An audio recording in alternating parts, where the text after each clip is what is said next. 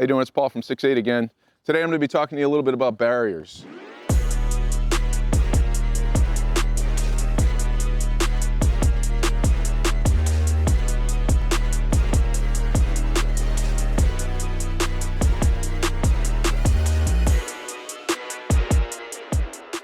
So let's look at this on the tactical side of the house. We'll talk about approach, how we use this barrier, different ways to use it. I like to start off with position shooting. I explain position shooting as this. What's going to provide you the most survivability in a situation? What's going to provide you the most accuracy in a situation?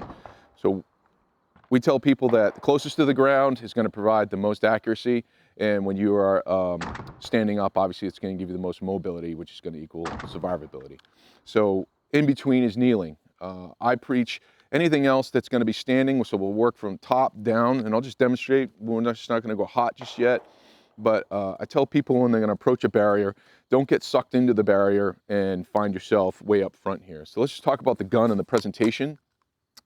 So when we come up to the barrier and we're running and we come to a stop, if you're a modified isosceles person and your hand's all the way out, I use that as my judge of distance, because what we don't want to do is go past the barrier and rest our barrel on the barrier. Why? Because the barrel has its natural harmonics, whether it be the barrel or the handguard. The gun's going to start jumping. It's going to affect your accuracy. So how do we go ahead and judge this? I tell folks to find your stop. So if your hand is all the way out this far and you're doing a pull cue and you've got your thumb underneath here and you've got to put some kind of meat between the barrel and the barrier, you can come underneath like this, okay, for a top side, or if you're off to the side here, you'll grab to the side and you'll kind of come underneath here, okay? You're never really gonna go ahead and get exactly where you wanna be, but the idea is to keep it firm enough and keep it from jumping off of a hard substance like this piece of wood. So for standing purposes, we know our modified isosceles is just like this, and all we wanna do is mimic this, but just up in front of the barrier. Notice my legs are shoulder width apart, left foot forward, right foot back, just staggered ever so slightly. I'm kind of a wide stance guy. I'd say do whatever's comfortable with you. When we come up, all too often folks want to go ahead and do this and they want to blade off. So why do we not want to blade off? Well, when we go into a gunfight or a competition, we're not just shooting one target, we're shooting many.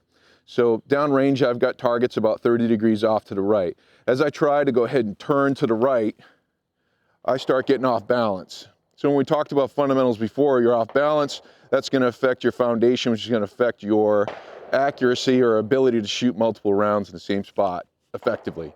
So what we tell people is just square up so they can go across with their hips. And that's how they'll be able to drive the gun and stay accurate. Come on up. This is wrong. Okay, so that's wrong. Why? Because I had to lean over sideways to get that other target. Should have been a lot easier. So be ready, stand by. Okay, a lot quicker, right? So let's talk about goofy kneeling. I tell people it's kind of like rounding first base. We want to get our feet pointed that way and then just kind of sink down and then point our upper body that way. So you see how this works, how I'll get my distance. I'll show you what wrong looks like, what a lot of people do kneeling because they forget and they haven't practiced it, and then I'll show you right. So here we go. This is the wrong way.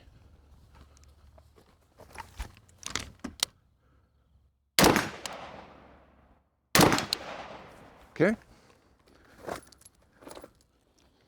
So right now, I tell people, worry about where this right foot is going to be pointing, should be out front, and then everything kind of flows from there, okay? And I'll bring my hand out to get my distance.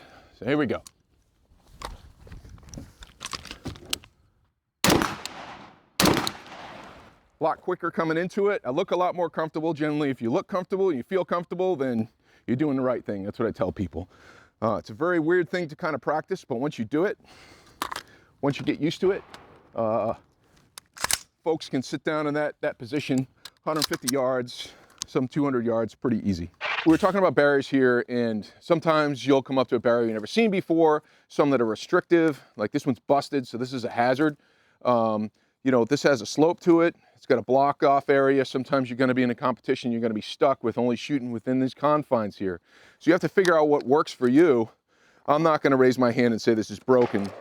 So I'll just go ahead and pick whatever it is. So if I got to stay within here, you know, how do I do that? You know, I got to get creative with my sling, and I can use the sling in that fashion rather than coming all the way down to here and resting like this for a close shot. It's going to take me a long time to get back up. I might just take it from here if I'm forced to use it. They say you must shoot through the barrier, then okay, I'm shooting through the barrier. If it's anywhere closer than probably 65 yards, I'm just going to go ahead and shoot squared up right through the barrier, just like that. 1, 2. Okay? So some other things. We were talking about trash cans earlier. A lot of places use these barrels for trash cans. You know, how am I going to use this? First time I used one of these, you know, people were like, hey, just go right on top, you know? And, you know, you've got absolutely no way to control that gun. So once again, if I go back to the goofy kneeling and I got my sling, use it any which way I can actually use this just like I use the wooden barrier we showed at the beginning, okay? You know, provides absolutely no cover and concealment, but it does give me something to push out to 150 yards if I had to, and I don't have to go prone. It's not that I hate going prone, it just takes a long time to get down and get up, and if I'm not being shot at, then why go prone, right? So every now and then you'll find a piece of trash somewhere and you're like, hey, how can I use this? This might get thrown into something as well. I look at it, I adapt my hand the same way I use it for everything else. Grab my sling, just hang on to the side there, square myself up from a natural point of aim, and then I can just shift my hips right from here. If I had to go down lower, I could just come off to the side here and ease into that and go out to about 150, 200, just like that. Very, very stable, and I can get myself up pretty quick. Hey folks, thanks for joining us today. If you like what you saw, please like and subscribe. You know, leave your comments below. We appreciate it.